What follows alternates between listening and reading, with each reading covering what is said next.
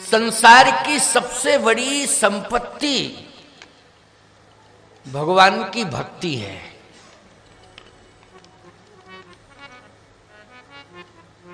सबसे बड़ी संपत्ति भगवत नाम की स्मृति है।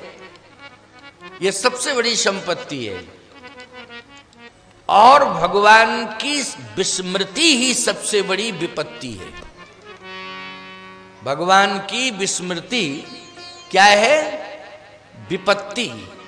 और भगवान की स्मृति, भगवत नाम की स्मृति ये संपत्ति है और भगवत नाम की विस्मृति ही सबसे बड़ी विपत्ति है।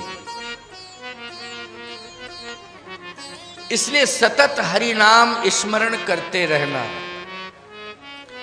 मौत का कोई ठिकाना नहीं, कोई भरोसा नहीं कब मौत आ जाए। क्यों भाई?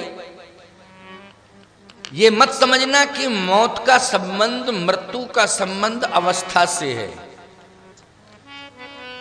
मृत्यु कभी भी किसी भी क्षण आ सकती है, किसी भी अवस्था में आ सकती है। लेकिन हम भगवान के नाम का स्मरण करते रहेंगे, चिंतन करते रहेंगे तो निश्चित रूप से हमारी मुक्ति भी होगी। और जब तक हम जीवित हैं तब तक भक्ति हमारे साथ रहेगी। भक्ति ही हमें मुक्ति प्रदान करेगी।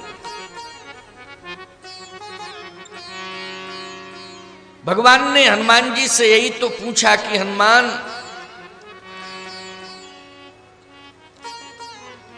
सीता तो विपत्ति में है ना? क्योंकि लंका में तुमने जाके देखा तो सीता विपत्ति में ही जी रही हैं। हनुमान जी ने कहा, प्रभु मुझे तो नहीं लगता है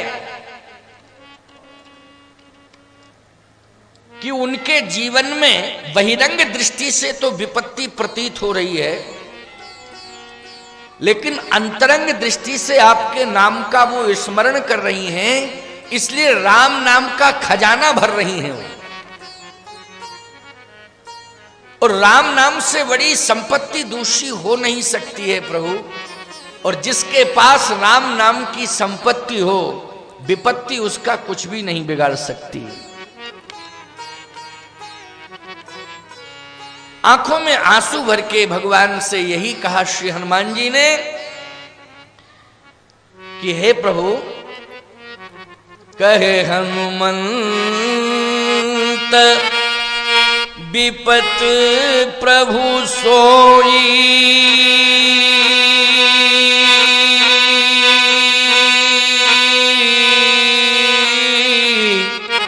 और जप तप सुमरन भजन न होई।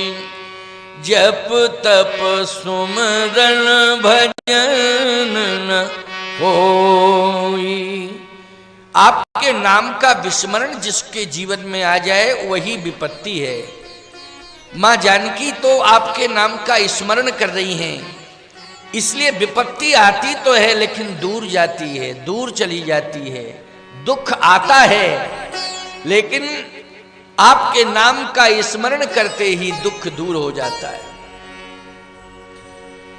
विश्वामित्र जी महाराज ने भी इस बात का एहसास किया। गत दिवस आपने यही सुना,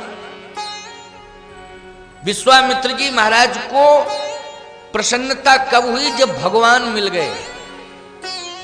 तो उनसे पूछा गया कि भगवान मिल गए? बोले ये खजाना मिल गया, ये बहुत बड़ा खजाना मिला।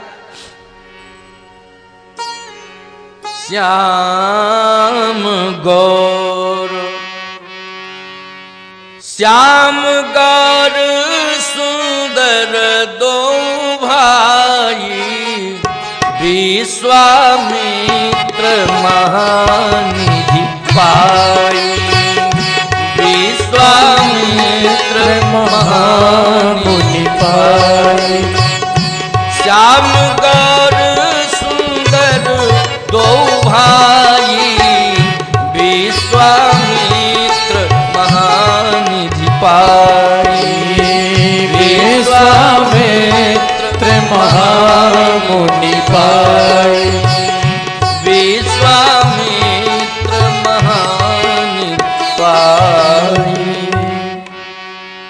विश्वामित्र महानिधि पाई, महानिधि मिली उन्हें। भगवान मिल गए मतलब महानिधि मिल गई। देखो ऐसा मत सोचा करो कि शंख चक्र गदा पद्म लेकर के भगवान आ जाएं तुम्हारे सामने तभी एहसास करो कि भगवान मिल गए। बहुत से लोग ऐसे हैं संसार में जो इसी स्वरूप का इंतजार कर रहे हैं कि भगवान या तो धनुष बाण लेकर के आ जाएं, या घनश्याम मुरली लेकर के आ जाएं, या भगवान नारायण शंख चक्र गदा पद्म लेकर के आ जाएं, सामने प्रकट हो जाएं और कहें देख लो मुझे, मैं आ गया हूं, तुम्हारी भक्ति से प्रसन्न हूं। ऐसा नहीं है प्यारे, ऐसा नहीं है। भगवान किसी भी भेष में आ सकते हैं।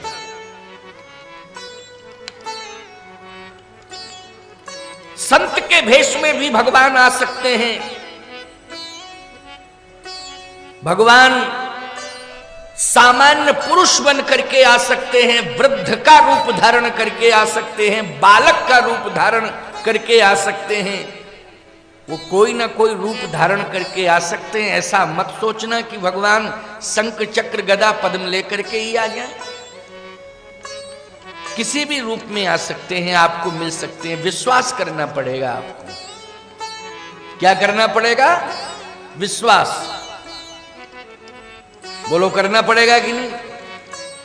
चित्रकूट में तुलसीदास जी महाराज को भगवान का दर्शन हुआ, लेकिन राजकुमार के भेष में। बोलो हुआ कि नहीं? राजकुमार के भेष में ऐसा लगता था कि ये तो राजकुमार हैं, ये राजकुमार हैं। देखने वाले समझ ही नहीं पा रहे थे, स्वयं तुलसीदास जी महाराज नहीं पहचान पाए, लेकिन हनुमान जी ने कृपा कर दी और तुलसीदास जी को बता दिया। चित्रकूट के घाट पर भई संतन की भीड़, तुलसीदास चंदन घिसे तिलक करें रघुवीर। तुलसीदास चंदन घिसे तिलक करें रघुवीर। ये तोते के भेष में स्वयं हनुमान जी बोल रहे थे। तुलसीदास जी महाराज तब पहचान पाए कि ये तो भगवान हैं, राजकुमार के भेष में। आइए नागा जी बैठिए। नागा जी कथा के बहुत प्रेमी हैं और खास तौर से संत की कथा का प्रेमी ज्यादा होता है ना? क्योंकि अपनी अपनी बिरादरी की बात है ना? तो प्यारे, तुलसीदास चंदन घिसे तिलक देत रघुवीर, तिलक करें रघुवीर। तो ये जरूरी नहीं है कि भगवान शंख चक्र गदा पद्म लेकर के प्रकट हो जाए तभी विश्वास करना कि भगवान मिल गए। एक और अद्भुत बात एक महात्मा की स्मरण हो आई। एक महात्मा ने एक भक्त की सेवा को स्वीकार किया और इतने प्रसन्न हो गए वो उसकी सेवा से कि उन्हें आशीर्वाद भी दे दिया कि जाओ तुम्हें भगवान मिलेंगे। तो महात्मा हैं वो, तो सेवा करोगे तो भाई आशीर्वाद यही मिलेगा कि भगवान मिलेंगे। चलो यही आशीर्वाद देना भी चाहिए। आजकल के कुछ लोग ऐसे हैं जो भेषधारी साधु हैं, सेवा करने वाले सेवा करते हैं, कहते हैं कि चलो आशीर्वाद दे रहे हैं कि बहुत धन मिलेगा तुम्हें। कुछ लोग ऐसे भी हैं आशीर्वाद देने वाले जो ये कहते हैं तुम्हें विधानसभा का टिकट मिलेगा, लोकसभा का टिकट मिलेगा और कन्फर्म है कि तुम्हें मंत्री पद भी मिलेगा। हाँ, विश्वास करो। एक बात बताओ, ये कह देना ही पर्याप्त है कि तुम्हें भगवान मिलेंगे। वो भगवान मिल गए तो सब मिल गया कि नहीं मिल गया? बोलो। भगवान के आगे तो ये जितने भी पद हैं सारे के सारे पद बौने हैं कि नहीं, छोटे हैं कि नहीं? भगवान मिल जाएं ये आशीर्वाद दो भक्तों को, और भक्त भी चाहे रखें कि हमें संत की सेवा से यही आशीर्वाद मिले कि प्रभु की भक्ति मिले और भक्ति करके भगवान मिले।